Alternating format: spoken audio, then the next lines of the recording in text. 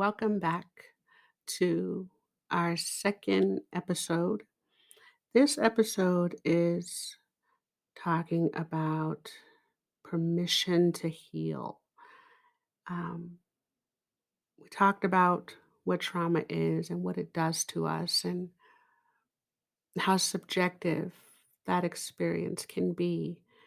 And so, as we look at what it takes to heal, what it takes to recover, that sense of self, that sense of wholeness, that sense of peace.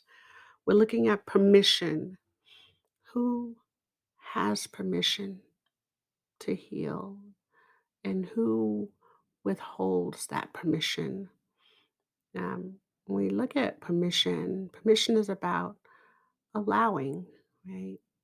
Allowing the time, space, support, and allowing is about validating a need, right? So, who gets permission to be allowed the time, space, attention, support needed to heal post traumatically?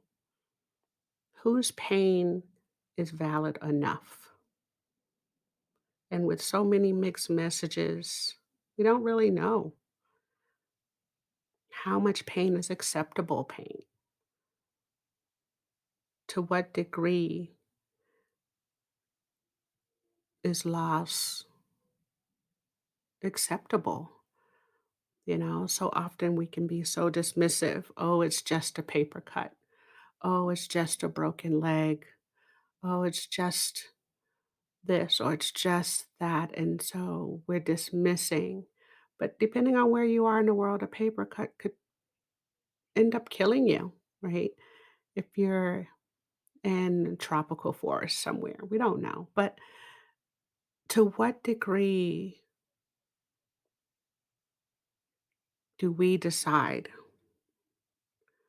right? And we look and we talk about trauma and how it's subjective. And yeah, every single one of us is going to experience loss in our own personal way. And that's true. But what we all have in common is that we do experience loss, right? And pain is pain. And so, who gets to decide how much pain is too much pain, or how much pain is enough pain, or how much loss is worth being validated, right? And unfortunately, we have dismissed our pain and the pain of others, so much so that we've become numb. So often, the first instinct is to laugh when somebody falls, and then later say, "Oh my God, I'm sorry, are you okay?" Right? That we're not as in tune, you know, to that empathy place that I think it very interesting that we are the only animal that I know of, and you're welcome to call in or write me or message me, but the only animal that I know of that scare ourselves for fun. We have an entire genre of horror movies, suspense movies that we entertain ourselves in fear that our bodies are so confused. The messages are so mixed up that is that funny or is that scary that we think it's fun to scare ourselves? I just find that very fascinating. Um, but when we're talking about trauma, what's really traumatizing, we don't even know anymore, right? We're suspicious and numb at the same time. And so we're not really sure what we are feeling, how we're feeling about a certain thing, that when we have loss, we kind of look outside of ourselves for how we should respond to our loss, you know? You lose a close relative and you get 3 days from work, and I wonder who decided that 3 days is enough? You know, is that's how much time it takes to recover, or is that how much time the business is willing to give you off? But so often our pain go invalidated by society, sometimes by family, friends, and so we end up internalizing this, right? But we weren't born this way. So I wonder, when did this invalidation start?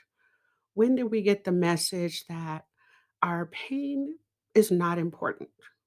Our loss is not that important because every single one of us is born,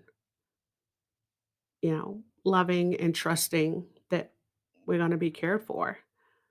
Every baby is born peeing and pooping on its caregiver and daring them to love them. When does that change? When do we become suspicious? When do we become withdrawn? When do we start dismissing our need for comfort, dismissing our need for support, right? And is that something that happens inside of us naturally? Or is that happening in response to our environment, that we learn that our pain doesn't matter, that our loss doesn't matter, and that we are forced to suppress our emotions, our needs for help? When does that start? Where does that happen? In so many places, babies are discarded because of their gender. People are discarded because of their race. Women are still bought and sold. We can look throughout history and see various groups of humans that were just disregarded. We don't even have to look that far. If you stop at a traffic light, do you notice the homeless person, right? Men, women, so often sexual assault is not reported, and for different reasons. Men don't report domestic violence, women aren't reporting rapes. We learn very quickly to dismiss our own pain because we've received these messages that you don't get to be vulnerable. You don't get to be victimized, or it was your fault, or somehow you made it happen. And so we become conditioned to allow a certain degree of suffering, whether that's from immediate family or from the news or from movies, or we watch fundraisers and we turn them off, right? Where you see animals being abused or children being abused or elderly being abused, that we just tune it out. And so it makes it really hard to know where we start and stop and where the other start and stop. But if trauma is a wound, and a wound is a discrepancy of the skin ranging from a scrape to a severed limb, how do we determine then how severe a trauma has to be before it's validated? How do we decide? How do we stop the hemorrhaging of ourselves and of our culture, of our species, really?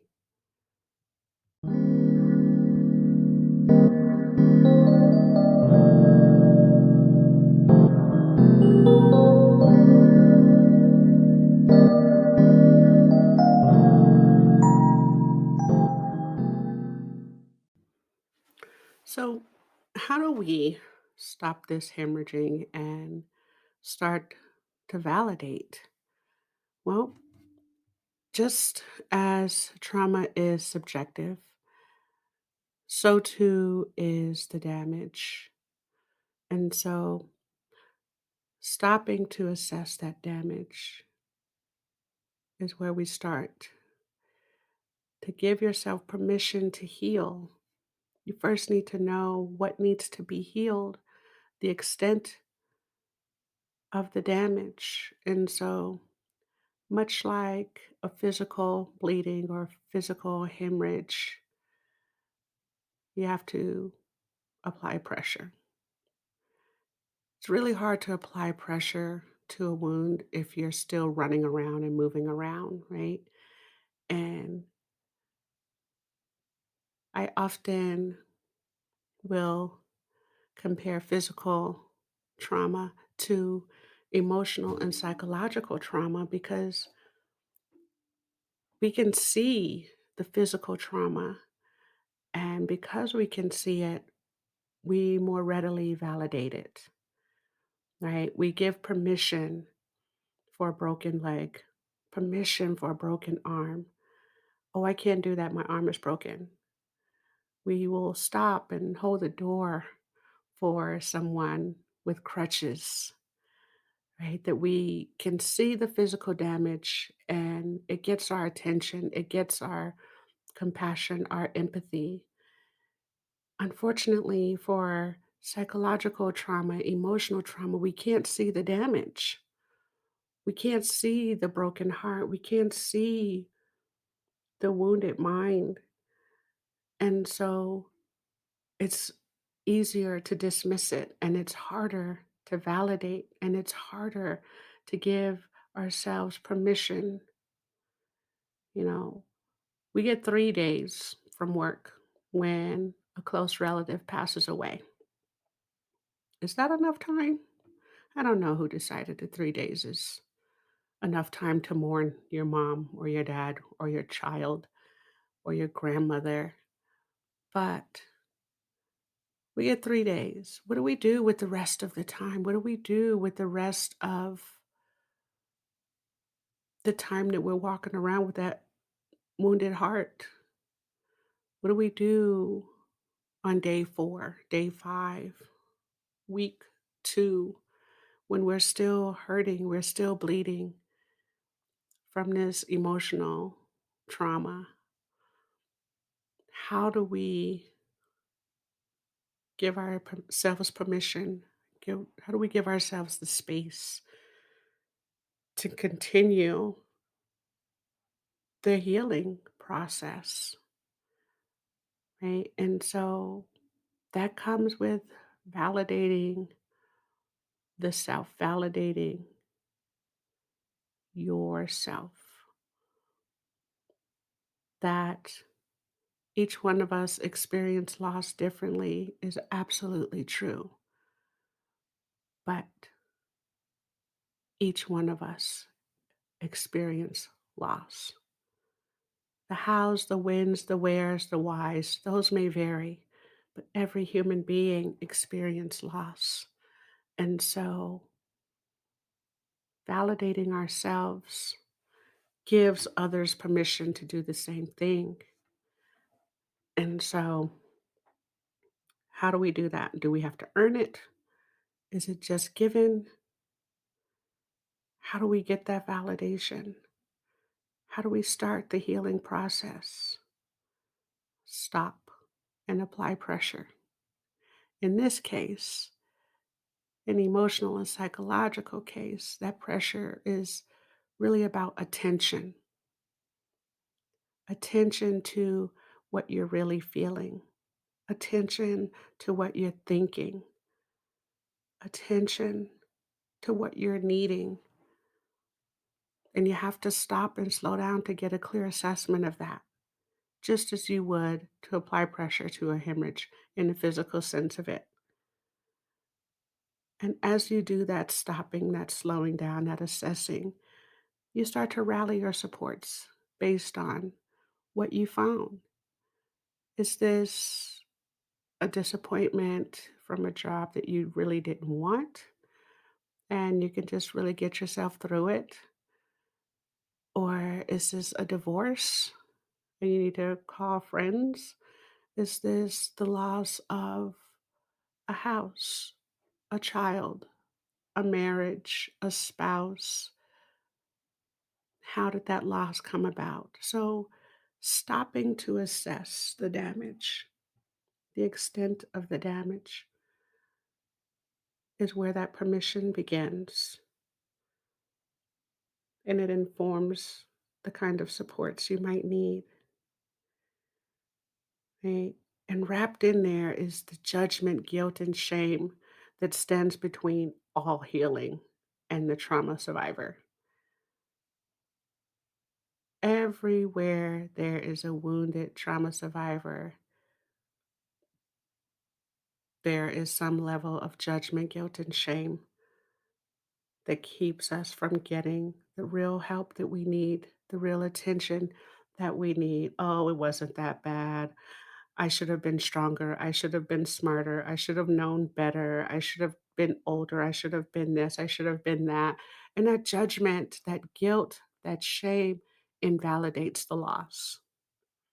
It invalidates the loss and it delays the healing. And so you have to wonder, where did we learn that? When did that start? Right? As babies, we know nothing about judgment, guilt, shame. We just try. We're not embarrassed to try to walk. We just do it. We're not embarrassed to try to feed ourselves. We just do it. We don't know about guilt and shame. When do we learn that? Right? When do we learn that? Can you remember the first time you heard, you should be ashamed of yourself? Because we weren't born feeling any shame. We're shameless, fearless. And that's the stuff that we're made of. That's our essence. Shameless and fearless. Daring to love, daring to try again and again and again. Children are some of the most forgiving people. They have to learn to hold grudges. We're not born holding grudges, right? We're not born taking account of who hurt us and when and where and why. We're just forgiving and we move forward. So, when do we learn to start building those walls? Judgment, guilt, and shame to protect ourselves. We're going to judge ourselves. We're going to judge this other person. But when do we get permission to heal? We can't have both. If you have judgment, guilt, and shame, that means you have a sentence. That sentence doesn't end until you lay down the judgment, guilt, and shame, and the permission to heal begins. There are several criminal justice systems around the country that are starting to do reparations work, and forgiveness is kind of wrapped into that. That you're earning your forgiveness, and it's almost like you're earning permission to heal. Um, And so I think that they're kind of tied in, they're connected. The judgment, guilt, and shame keeps us imprisoned, isolated, hurting longer, wounded longer, and those wounds fester. Whereas permission to heal and forgiveness for not being strong enough, forgiveness for not being smart enough, forgiveness for not being fast enough, or whatever the enoughness was in the moment of the trauma, right? That in that moment, we did the absolute best that we could with the information we had. And so post traumatic healing is about permission to not have known what we didn't know in that moment, permission to heal, permission to assess and start over, to validate without the judgment, without the guilt, without the shame. We validate. And as we validate, our bodies quite physically soften around that permission, that we're not as tense and not as rigid, judgmental, that our bodies soften. And permission allows for healing. So I invite you to think about that and notice what you feel when you think about your trauma, what you feel when you recall what was lost. Does your body stiffen? And maybe that's some judgment or guilt or shame. And if we can start giving permission